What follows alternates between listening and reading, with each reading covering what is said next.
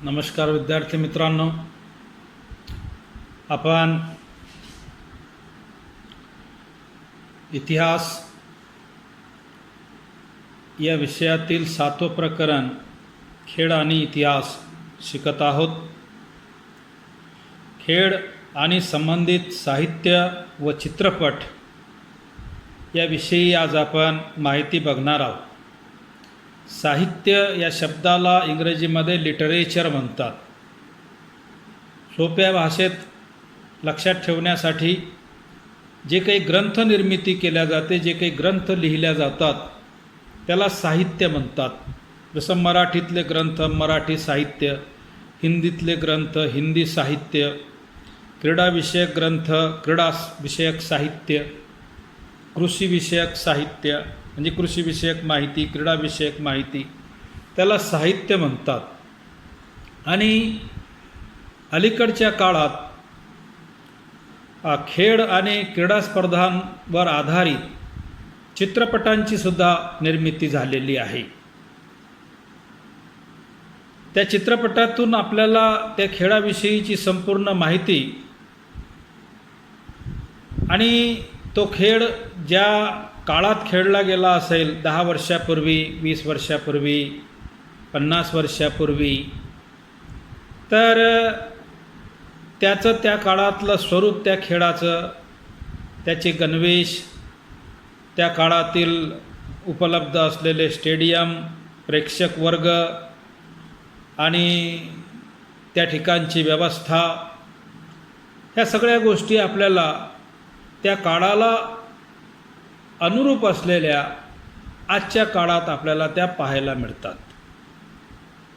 खेळाशी संबंधित साहित्य ही एक नवी ज्ञानशाखा आहे, ही एक न्यू नॉलेज ब्रँच आहे। आपल्याला खेळ साहित्य एवढ्या मोठ्या प्रमाणात असू शकते याची कल्पनाही नसेल, परंतु तुम्ही जर आपल्या जवळपास अमरावतीला जर गेले आणि तिथे जे जगविख्यात हनुमान व्यायाम प्रसारक मंडळ आहे आणि त्यांची तुम्ही जर लायब्ररी बघितली, ग्रंथालय बघितलं, तर तुम्हाला खेळाविषयीचे हजारो ग्रंथ तुम्हाला पाहायला वाचायला मिळतील। आणि तुम्ही कल्पनाही करू शकणार नाही की खेळ या विषयावर सुद्धा एवढी मोठी ग्रंथ निर्मिती होऊ शकते, एवढं मोठं साहित्य लिहिल्या जाऊ शकते। जेव्हा आपण प्रत्यक्ष ते बघतो तेव्हाच आपल्या ते लक्षात येते। आणि म्हणून ही एक नवीन ज्ञानशाखा आहे की क्रीडाविषयक साहित्य, खेळाविषयक साहित्य, खेळाशी संबंधित पुस्तके आणि खेळाशी संबंधित कोश, ज्ञानकोश, शब्दकोश जसे असतात, तसा हा सुद्धा एक प्रकारचा खेळकोश सुद्धा तयार करण्यात आलेले आहेत। आपल्या शाळेच्या, आपल्या उत्क्रांती शाळेच्या लायब्ररीमध्ये क्रीडा ज्ञानकोश एवढा मोठा उपलब्ध आहे।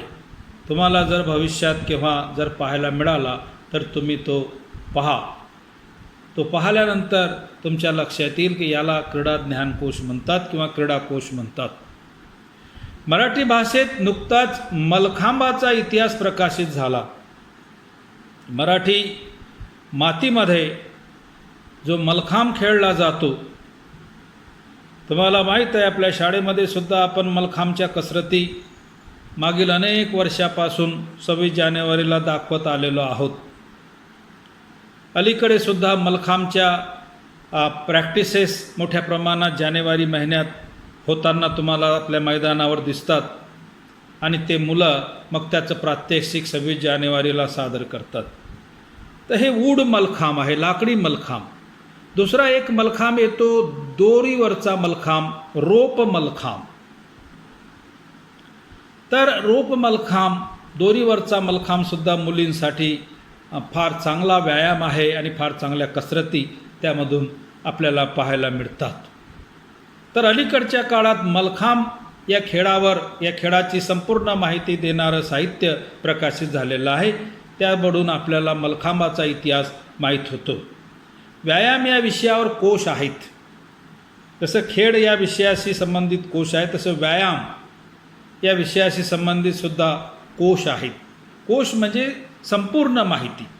संपूर्ण माहिती ज्या मोठ्या ग्रंथात लिहिलेली असते त्याला कोश असे म्हणतात. खेळ या विषयाला वाहिलेले म्हणजे खेळ या विषयासाठीच प्रकाशित होणारे षटकार नावाचे एक नियतकालिक पूर्वी प्रसिद्ध होते. नियतकालिक म्हणजे विशिष्ट कालावधीत निघणारं, म्हणजे सप्ताहात निघणारं साप्ताहिक, महिन्यात निघणारं मासिक, त्याला नियतकालिक म्हणतात. तर षटकार नावाचं एक नियतकालिक पूर्वीला प्रसिद्ध होत होतं की जे खेळ या विषयालाच वाहिलेलं होतं. म्हणजे खेळ या विषयावरच माहिती त्या नियतकालिकामध्ये, त्या मासिकामध्ये प्रसिद्ध केल्या जात होती, प्रकाशित केल्या जात होती. इंग्रजीमध्ये खेळ या विषयावर विपुल प्रमाणात साहित्य उपलब्ध आहेत. इंग्लिश लिटरेचरमध्ये, इंग्रजी साहित्यामध्ये क्रीडा या विषयावर मोठ्या प्रमाणात ग्रंथ निर्मिती झालेली आहे आणि इंग्लिश भाषेमधील क्रीडा या विषयाची मोठ्या प्रमाणातली माहिती उपलब्ध आहे. विपुल प्रमाणात म्हणजे मोठ्या प्रमाणात खेळ या विषयावर माहिती उपलब्ध आहे, साहित्य उपलब्ध आहे. खेळ या विषयाला वाहून घेतलेले काही दूरदर्शन वाहिन्या आहेत, टी व्ही चॅनल्स, की ते टी व्ही चॅनल्स दिवसभरात 24 तास क्रीडा या विषयाचीच माहिती दाखवत राहतात. कुठे स्पर्धा सुरू आहे, कुठे खेळ सुरू आहे, खेळाडूंच्या मुलाखती, खेळाडूंचे सराव, वेगवेगळ्या स्तरावरच्या स्पर्धा, त्याच्या आयोजनाची पूर्वतयारी, या सगळ्या गोष्टी, किंवा जुन्या काळातले काही रेकॉर्ड्स, काही जुन्या काळात जे काही गुणवत्ता प्राप्त केली असेल खेळाडूंनी, वेगवेगळ्या प्रकारचे कीर्तिमान स्थापित केले असतील, ते त्या चॅनल्सवर दिवसभर दाखवल्या जातात. तर म्हणजे काही चित्रपट, काही दूरदर्शन वाहिन्या या खेळ या विषयाला वाहून घेतलेल्या आहेत. अलीकडच्या काळात खेळ आणि खेळाडूंचा जीवनपट यावर काही हिंदी व इंग्रजी चित्रपटांची निर्मिती झाली आहे. उदाहरणार्थ मेरी कोम ही भारतातील पहिली जागतिक मुष्टियोद्धा आहे की जिने ऑलिम्पिकमध्ये भाग घेतलेला होता आणि ऑलिम्पिकमध्ये बॉक्सिंग, मुष्टियुद्ध म्हणजे बॉक्सिंग, ज्याला इंग्रजीमध्ये बॉक्सिंग म्हणतात त्यालाच मराठीमध्ये मुष्टियुद्ध म्हणतात. तर मुष्टियुद्धामध्ये ऑलिम्पिक खेळलेली ही पहिली भारतीय महिला आहे मेरी कोम, आणि ती नुसतं खेळलीच नाही तर तिने कांस्य पदकसुद्धा, ब्रॉन्झ मेडलसुद्धा मिळवलेलं आहे. त्यानंतर दंगल हा चित्रपट तुम्ही बघता, मेरी कोम चित्रपट तुम्ही बघितला असेल मेरी कोमच्या जीवनावर, आणि दंगल हा चित्रपट तुम्ही फोगाट भगिनी, हे ज्या दंगल चित्रपटामध्ये ज्या दोन बहिणी दाखवतात, फोगाट सरनेम आहे त्यांचं, आणि त्या ज्या कुस्तीगीर महिला आहेत आणि त्यांनी मोठ्या प्रमाणात आपल्या देशासाठी मेडल्स मिळवलेले आहेत, त्यांच्यासुद्धा जीवनावर चित्रपट तयार झालेला आहे. दंगल, मेरी कोम, चक दे इंडिया हा हॉकीवर आधारित आहे, गोल हा फुटबॉलवर आधारित चित्रपट आहे. तर ते चित्रपट बघितल्यानंतर आपल्याला खेळाडूंच्या पूर्ण जीवनपट माहिती होते. चित्रपट बनवताना चित्रपटाचा कालखंड, त्या काळातील भाषा, पेहराव, सामान्य जनजीवन या सगळ्यांचा सखोल अभ्यास करावा लागतो. म्हणजे जेव्हा चित्रपट बनवला जातो, जेव्हा चित्रपट निर्माता चित्रपटाची निर्मिती करतो, तेव्हा त्याला तो ज्या कालखंडातील खेळाडूवर चित्रपट तयार करत असेल किंवा खेळावर चित्रपट तयार करत असेल तर त्या काळातील भाषा, पेहराव, सामान्य जनजीवन या सगळ्या गोष्टीची सखोल माहिती चित्रपट निर्मात्याला व दिग्दर्शकाला प्राप्त करावी लागते. किंवा चित्रपटाची जो स्क्रिप्ट लिहितो, जो कथा लिहितो, त्या कथाकारालासुद्धा, लेखकालासुद्धा तो इतिहास माहीत करून घ्यावा लागतो. इतिहासाच्या विद्यार्थ्यांना हे सगळं शक्य असते. तुम्ही जसे इतिहासाचे विद्यार्थी आहात, तुम्ही इतिहास हा विषय शिकत आहात, तुम्हाला आता हे सगळं शक्य होऊ शकते. किंवा अन्य ठिकाणी क्रीडा या विषयावर लिहिताना खेळांचा इतिहास माहिती असणं आवश्यक असते. तुम्हाला जर एखाद्या ठिकाणी क्रीडा या विषयावर माहिती लिहायची असेल तर तुम्हाला क्रीडेचा इतिहास माहीत असणं किंवा क्रीडा आणि इतिहास या विषयाचा जो सहसंबंध आहे तो माहीत असणं आवश्यक आहे. या पाठातला, या प्रकरणातला जो शेवटचा मुद्दा आहे तो आहे खेळ आणि व्यावसायिक संधी. हा प्रत्येक प्रकरणाच्या शेवटी आलेला अत्यंत मौलिक भाग आहे. खेळ आणि आणि व्यावसायिक संधी. खेळ आणि इतिहास या गोष्टी वरवर पाहता भिन्न वाटल्या तरीसुद्धा त्याचा निकटचा संबंध आहे. म्हणजे खेळ आणि इतिहास हे दोन वेगवेगळे विषय जरी वाटत असले तरी त्यांचा परस्पर संबंध हा घनिष्ठ आहे, जवळचा संबंध आहे, निकटचा संबंध आहे. इतिहासाच्या विद्यार्थ्यांना क्रीडा क्षेत्रात अनेक संधी आहेत. ऑलिम्पिक किंवा एशियाड सामने किंवा कोणत्याही स्वरूपाची राष्ट्रीय व आंतरराष्ट्रीय स्पर्धांच्या संदर्भातील लेखन, समीक्षा करण्याची इतिहासाच्या जाणकारांची मदत घ्यावी लागते.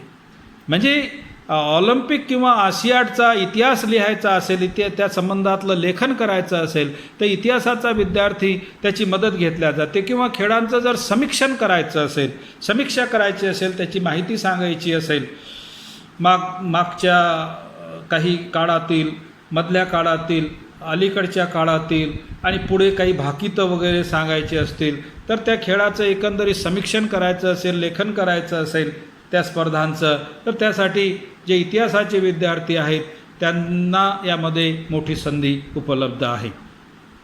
खेळांच्या स्पर्धा सुरू असताना त्या खेळाचं जे समीक्षण केल्या जाते, समालोचन केल्या जाते, कॉमेंट्री सांगितल्या जाते, त्यासाठी सुद्धा निवेदन करण्यासाठी, कॉमेंट्री करण्यासाठी तज्ज्ञांची आवश्यकता असते.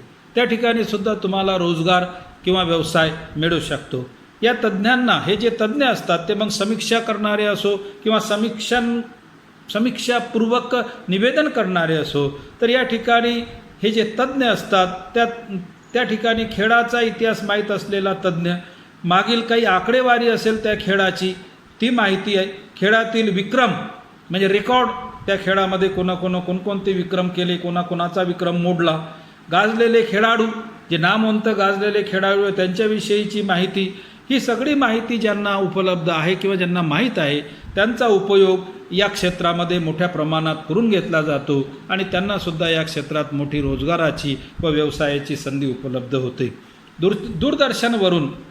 दूरदर्शनवरून हॉकी, क्रिकेट, फुटबॉल, कबड्डी, बुद्धिबळ इत्यादी खेळांच्या सामन्यांचे प्रत्यक्ष सामना चालू असताना, प्रक्षेपण सुरू असताना त्याचं समालोचन केल्या जात असते, त्याची कॉमेंट्री सांगितल्या जात असते. त्या ठिकाणी सुद्धा तुम्हाला रोजगार मिळू शकतो, व्यावसायिक संधी मिळू शकते.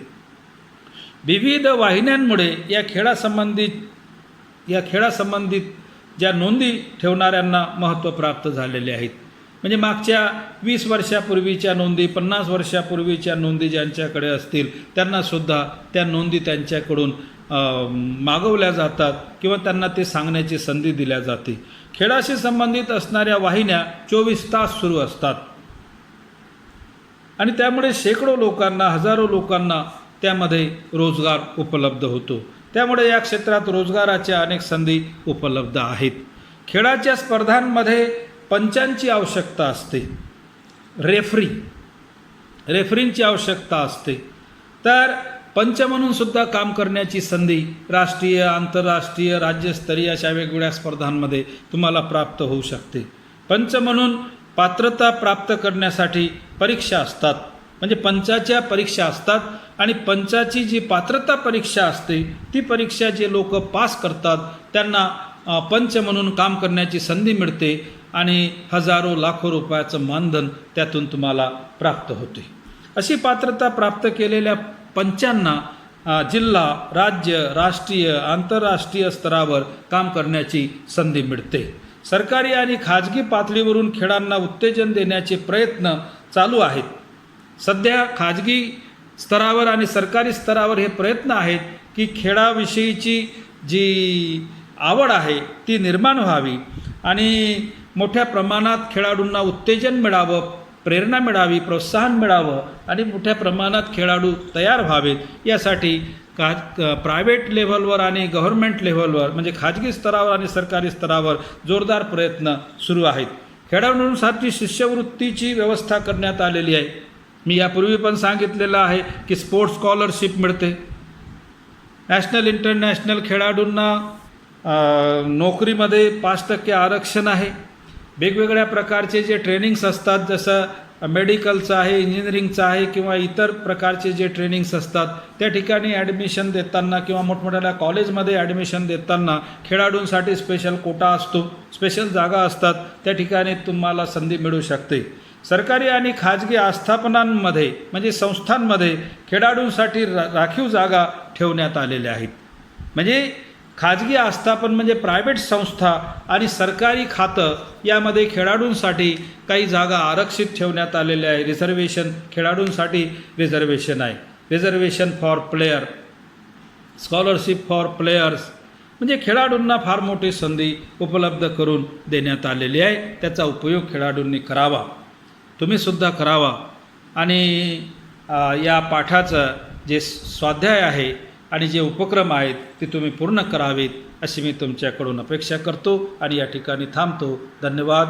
जय हिंद.